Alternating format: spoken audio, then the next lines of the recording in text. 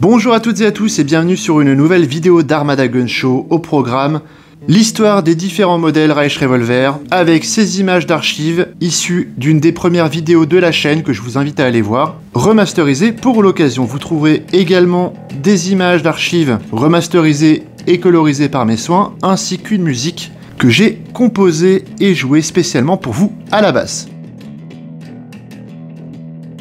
Le Reich Revolver est une arme à feu emblématique de l'Empire allemand de la fin du 19e siècle, spécialement conçue pour les militaires de l'époque. Ce revolver, décliné en deux modèles principaux, le M1879 et le M1883, a été développé pour répondre aux besoins d'uniformisation des armements de l'armée prussienne et, par extension, de l'Empire allemand nouvellement unifié. Cette vidéo explorera en profondeur l'histoire, les modèles, les particularités techniques, les inventeurs et les apparitions du Reich Revolver dans la culture populaire.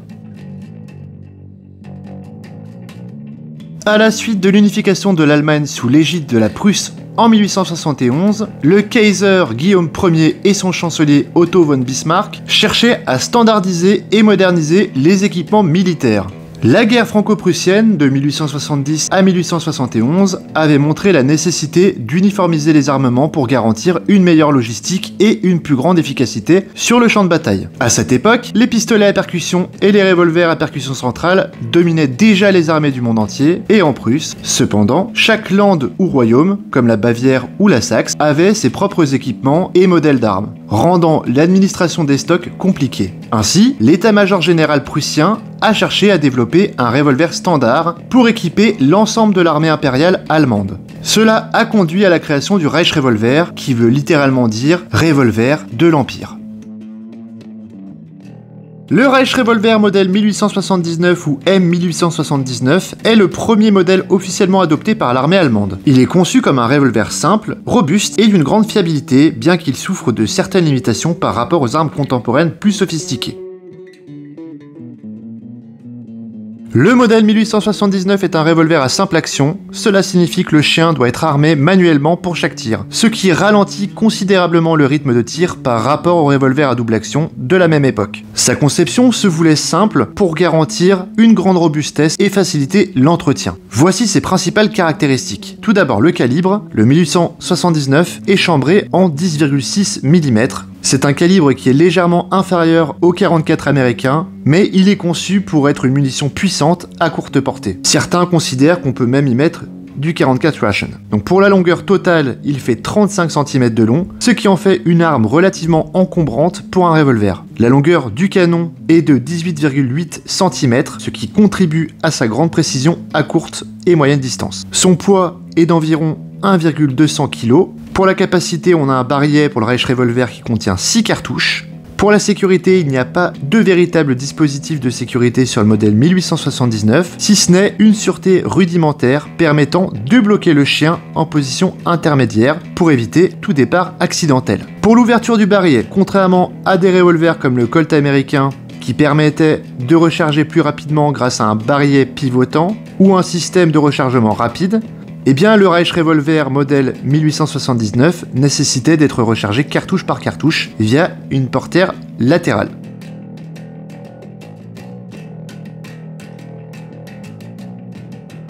Le Reich Revolver n'est pas attribué à un inventeur unique, mais il est le produit de l'industrie allemande, avec plusieurs arsenaux et fabricants qui travaillent à sa production. Les principaux fabricants incluent Spangenberg, Unsauer, WC Schilling, Dress et d'autres arsenaux étatiques.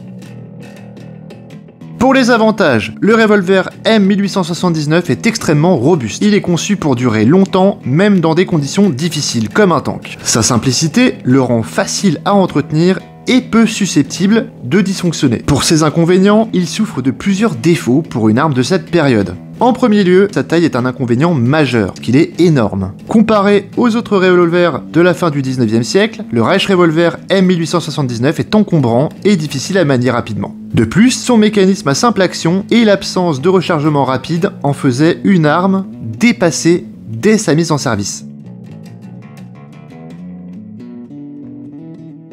Face aux critiques du modèle 1879, un modèle plus compact, le Reichsrevolver modèle 1883 ou M1883 a été introduit quelques années plus tard. Bien qu'il conserve certaines caractéristiques du modèle précédent, des améliorations ont été apportées pour répondre aux besoins des officiers et des troupes montées.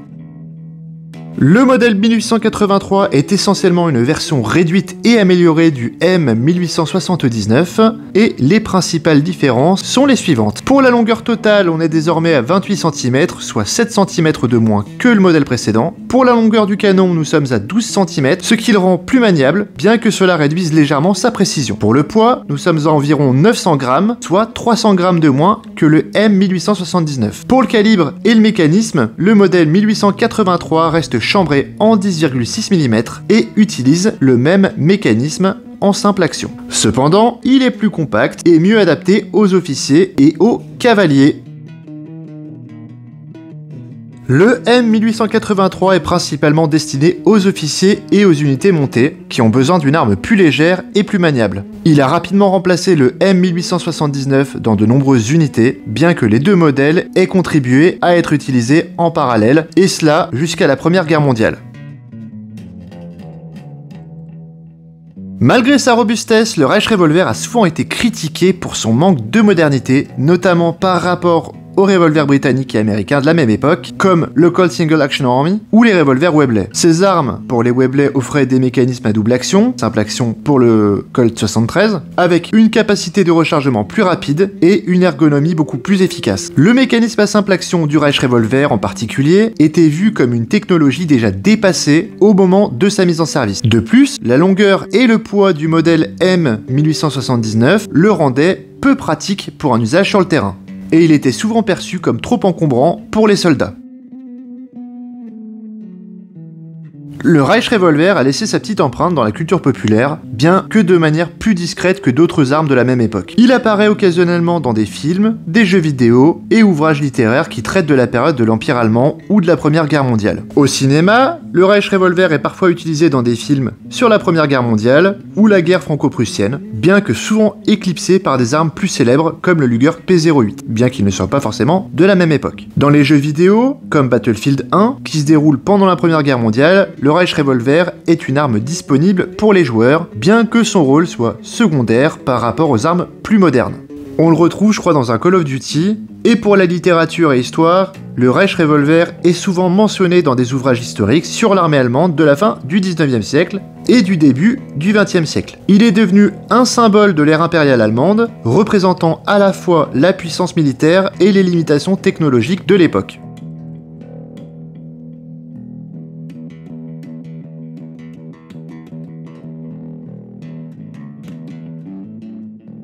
Le nombre exact d'exemplaires produits pour le Reichsrevolver n'est toujours pas précisé de manière absolue puisqu'il s'agit d'une production répartie entre plusieurs arsenaux et fabricants. Et certains documents d'époque ont été perdus ou même détruits. Cependant, on estime que plusieurs dizaines de milliers d'exemplaires ont été produits pour les modèles principaux M1879 et M1883 qui ont servi à armer l'armée impériale allemande à la fin du 19e siècle et durant les premières années du 20e siècle.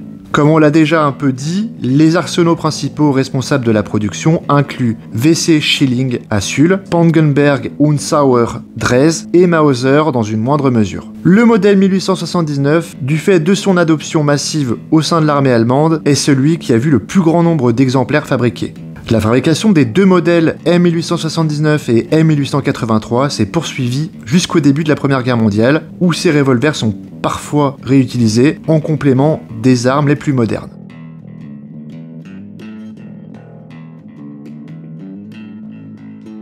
Bien que le Reichsrevolver soit surtout connu pour ses deux variantes principales, il existe quelques différences et variations au sein des productions, et les voici. Donc pour le 79, on a quelques variantes mineures comme le M1879 long, qui est une désignation pour le modèle standard avec un canon long, et le M1879 réglementaire. Pour le 83, on a comme variante mineure le M1883 de cavalerie, version produite spécifiquement pour les unités montées, et le 83 officier qui est une version à finition améliorée avec des marquages spécifiques pour les officiers de haut rang. Et bien sûr, il y aura aussi des variantes spécifiques avec des modèles civils fabriqués par des armuriers allemands qui vont modifier un petit peu ces revolvers pour le civil. Cette vidéo est à présent terminée, j'espère que l'histoire vous a plu. Si c'est le cas, n'hésitez pas à liker, partager et vous abonner. Et à bientôt pour de nouvelles aventures sur la chaîne Armada Gun Show. Merci.